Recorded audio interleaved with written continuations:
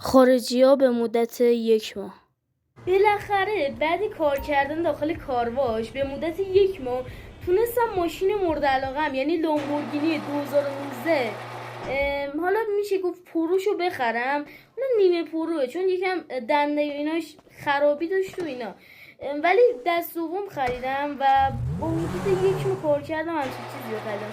من که دوستش نداشتم، داخلش هم چنگی به دل نمیزنه واقعا، اصلا نمیتونم بگم چیه. حالا ایشالله یه 2 ماه دیگه کار میکنم 2023 شو میخرم. ایرانی‌ها به مدت چند سال. باورم نمیشه به مدت 3 سال دست فروشی کردن بالاخره تونستم یه ماشین خفن بگیرم. درست سالا ماشین زیاد خوبی نیست ولی من همینشم راضیم واقعا. همین تا به حال من ماشین نداشتم. محمدم این موتورشو اینجا گذاشته، محمدم بچه کارو میفرستاد، من گفتم کار زشتی و اینا، با حقوق خودم رفتم برای چیز نیست.